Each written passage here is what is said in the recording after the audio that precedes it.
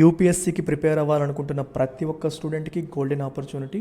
1 March నుంచి మన ఇన్స్టిట్యూట్లో న్యూ బ్యాచెస్ అనేవి ప్రారంభమవుతున్నాయి, ఆన్లైన్లో అండ్ ఆఫ్లైన్లో కూడా.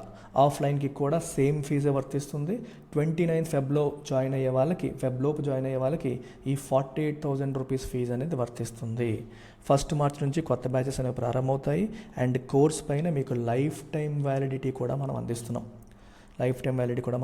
So do make use of this wonderful opportunity and you can call this number and ask for demo చూసి మొత్తం అంతా నచ్చితేనే మీరు జాయిన్ అవ్వచ్చు. ఈ క్వశ్చన్ చూడండమ్మా, యూపీఎస్సీ 2023 ప్రిలిమ్స్లో అడిగిన question. Which one of the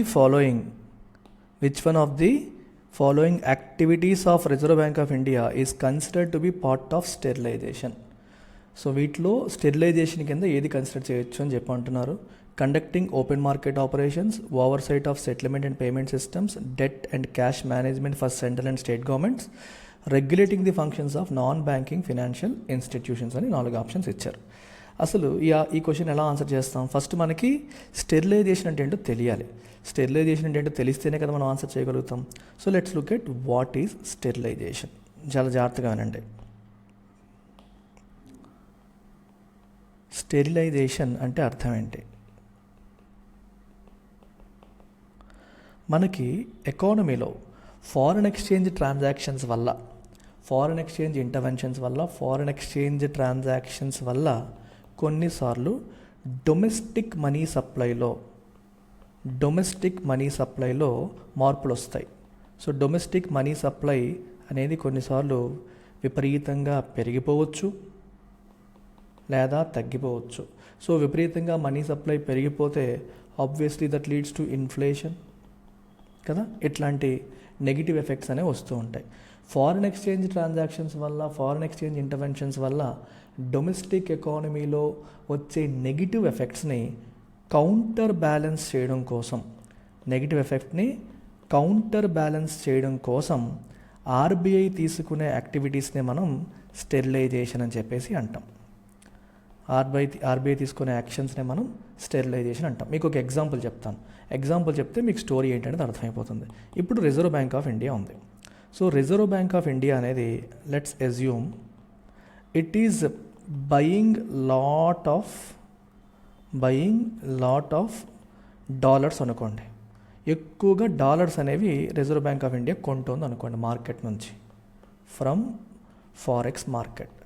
so forex మార్కెట్లో ఎక్కువగా dollars reserve bank of India కొంటుంది అనుకుందాం.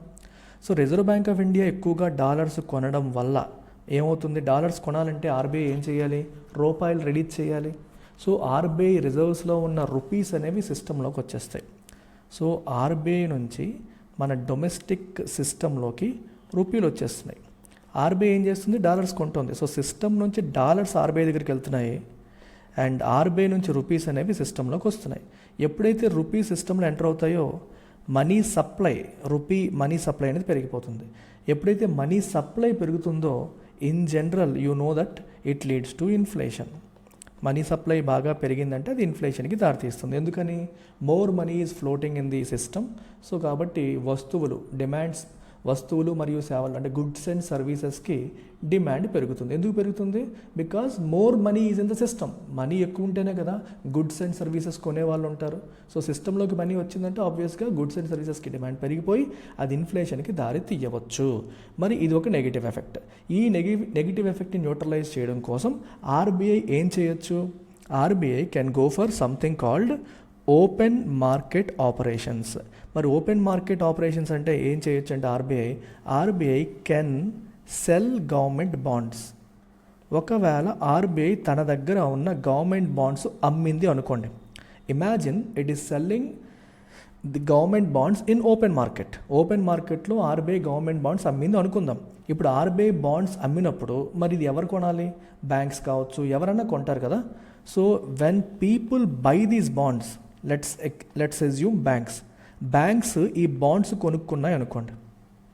ఆర్బీఐ అమ్ముతున్న బాండ్స్ని బ్యాంక్స్ కొనుక్కున్నాయి అనుకోండి. మరి అప్పుడు ఏమవుతుంది? బ్యాంక్స్ దగ్గర ఉన్న మనీ ఆర్బీఐ దగ్గరికి వెళ్తుంది కదా. మరి బాండ్స్ కొన్నాయి అంటే మనీ ఆర్బీఐకి వెళ్ళాలి కదా. సో మనీ ఆర్బీఐ దగ్గరికి వెళ్ళిందంటే బ్యాంకింగ్ సిస్టమ్ నుంచి ఆ మనీ పక్కకి వెళ్ళిపోయినట్టే కదా. That money is going out of banking system మీకు అర్థమవుతుందా? బ్యాంకింగ్ సిస్టమ్ నుంచి మనీ ఆర్బీఐ చేతిలోకి వెళ్ళిపోతే మరి banks will have less money to lend చేయడానికి వాళ్ళ దగ్గర ఉన్న మనీ తగ్గినట్టే కదా. ఇంతకుముందు ఉన్నదానికంటే ఇప్పుడు బాండ్స్ కొనేసింది కాబట్టి చేతిలో ఉన్న మనీ తగ్గింది. So less money to meant అంటే అర్థం ఏంటి? మనకి మనలాంటి కన్జ్యూమర్స్ చేతిలోకి వచ్చే మనీ కూడా తగ్గినట్టే కదా. బ్యాంక్స్ లెండ్ చేసినప్పుడు ఎక్కువ మనీ సిస్టంలోకి వస్తుంది. బ్యాంక్స్ లెండింగ్ యాక్టివిటీ తగ్గినప్పుడు మన చేతుల్లోకి కన్జ్యూమర్స్ చేతుల్లోకి వచ్చే మనీ అనేది కొంచెం తగ్గుతుంది. ఎప్పుడైతే మనీ అనేది తగ్గుతుందో ఆబ్వియస్గా మనీ సప్లై తగ్గి ఇన్ఫ్లేషన్ అనేది మళ్ళీ కంట్రోల్ అయ్యే అవకాశం అనేది ఉంటుంది. సో ఇక్కడ ఏం జరుగుతుంది? ఆర్బీఐ ఏం చేసింది? ఇక్కడ ఓపెన్ మార్కెట్లో గవర్నమెంట్ బాండ్స్ అమ్మింది. We call this an open market operation. ఇలా ఓపెన్ మార్కెట్లో గవర్నమెంట్ బాండ్స్ కొనడానికి కూడా ఓపెన్ మార్కెట్ ఆపరేషన్ అంటాం. సో మనం ఇందాక ఏం చెప్పాము? ఫారిన్ ఎక్స్చేంజ్ ట్రాన్సాక్షన్స్ వల్ల వచ్చే నెగిటివ్ ఎఫెక్ట్స్ని కౌంటర్ బ్యాలెన్స్ చేయడం కోసం ఆర్బీఐ తీసుకునే యాక్షన్ని మనం స్టెరిలైజేషన్ అంటామని, దానికి ఒక ఎగ్జాంపుల్ కింద ఓపెన్ మార్కెట్ ఆపరేషన్స్ చెప్పాం. సో మరి ఈ క్వశ్చన్కి ఆన్సర్ ఏమవుతుంది? స్టెరిలైజేషన్ కింద వచ్చే యాక్టివిటీ ఏమవుతుంది? Yes, conducting open market operations is one of the activities of RBI that is considered as part of sterilization.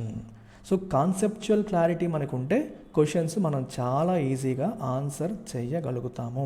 అలాగే స్టెరిలైజేషన్కి నేను ఒక ఎగ్జాంపుల్ చెప్పాను, ఫారిన్ ఎక్స్చేంజ్ ట్రాన్సాక్షన్స్ అని. ఇప్పుడు ఫర్ ఎగ్జాంపుల్ భారతదేశంలో ఫారిన్ ఇన్స్టిట్యూషనల్ ఇన్వెస్ట్మెంట్ కావచ్చు, ఫారిన్ పోర్ట్ఫోలియో ఇన్వెస్ట్మెంట్ కావచ్చు, విదేశీ ఫండ్స్ విపరీతంగా భారతదేశానికి వచ్చేస్తున్నారు. చాలామంది ఫారిన్ ఇన్వెస్టర్స్ భారతదేశంలో పెట్టుబడులు పెడుతున్నారు. మరి ఫారిన్ ఇన్వెస్టర్స్ భారతదేశానికి వచ్చినప్పుడు వాళ్ళు ఏం తీసుకొస్తారు? డాలర్స్ తీసుకొస్తారు. మరి ఆ డాలర్స్ ఇండియాలో వాడలేరు కదా. సో వాళ్ళు ఏం చేయాలి? రూపీస్ కింద కన్వర్ట్ చేయాలి. సో రూపీస్ కింద కన్వర్ట్ చేయాలంటే ఈ ఫారిన్ ఇన్వెస్టర్స్ అందరూ ఏం చేస్తారు? దే అప్రోచ్ ఆర్బీఐ లేదా ఆర్బీఐ అపాయింటెడ్ బ్యాంక్స్. వాళ్ళని అప్రోచ్ అయ్యి వాళ్ళ దగ్గర ఉన్న డాలర్స్ ఆర్బీఐకి ఇచ్చి ఆర్బీఐ దగ్గర రూపీస్ కొనుక్కుంటారు. మీరు ఇందాక డౌట్ పడవచ్చు కొంతమంది, ఆర్బీఐ ఎందుకు సార్ డాలర్స్ కొంటుంది అని. ఇలా వాళ్ళు డాలర్స్ అమ్ముతుంటే ఆర్బీఐ కొంటుంది, అది కూడా ఒక పద్ధతే. ఈ రకంగా రూపీస్ ఆర్బీఐ జేబు నుంచి సిస్టంలోకి వెళ్ళిపోతూ ఉంటాయి. కొన్నిసార్లు ఏంటంటే డాలర్స్ని కొనడం ద్వారా, అంటే ఎక్స్పోర్టర్స్కి హెల్ప్ చేయడం కోసం కూడా ఆర్బీఐ డాలర్స్ కొంటుంది. అంటే రూపీ వాల్యూని డీవాల్యూ చేసి డాలర్ని స్ట్రెంథన్ చేస్తే ఎక్స్పోర్టర్స్కి బెనిఫిట్స్ వస్తాయి. అలా కూడా కొన్నిసార్లు ఆర్బీఐ మార్కెట్లో ఇంటర్వ్యూన్ అవ్వచ్చు, లేదా విదేశాల నుంచి ఇలా విపరీతంగా ఫారిన్ ఫండ్స్ మనకు వచ్చినప్పుడు కూడా ఈ సిచ్యువేషన్ వస్తుంది. ఒక రకంగా అది మంచిదే, పెట్టుబడులు రావడం. అట్ ద సేమ్ టైం అది డొమెస్టిక్ మనీ సప్లైని పెంచేసి ఇన్ఫ్లేషన్కి దారితీసే అవకాశాలు కూడా ఉంటాయి. అలాంటి సందర్భంలో ఆ ఎఫెక్ట్ని కౌంటర్ చేయడం కోసం ఆర్బీఐ తీసుకునే యాక్షన్నే మనం స్టెరిలైజేషన్ అని చెప్పేసి అంటాము. సో స్టెరిలైజేషన్కి ఒక ఆర్బీఐ ఎంచుకునే ఒక మార్గం ఓపెన్ మార్కెట్ ఆపరేషన్స్ అని మనం చెప్పొచ్చు. We have seen it with an example. I hope you have got it. LTX క్లాసెస్లో the most happening combo present ఇప్పుడు మెజారిటీ స్టూడెంట్స్ తీసుకుంటున్న కాంబో ఇది, ద బిగ్ 5 కాంబో అని చెప్పేసి అంటాం. సో ఈ కాంబోలో మీకు 5 కోర్సులు కేవలం 15,000కి వచ్చేస్తున్నాయి. NCERT foundation, CSAT, prelims test series, mains answer writing and current affairs. 5 కోర్సులు కేవలం 15,000కి, అంటే 50,000 వర్త్ కోర్సెస్ 15,000కి మీకు వస్తున్నాయి. అన్నింటిపైన కూడా లైఫ్ టైం వ్యాలిడిటీ కూడా ఉంది. Feb 29th లోపు జాయిన్ అయ్యే వాళ్ళకి ఈ ఆఫర్ అనేది వర్తిస్తుంది. ఈ నెంబర్కి మీరు కాంటాక్ట్ చేయొచ్చు. Take care.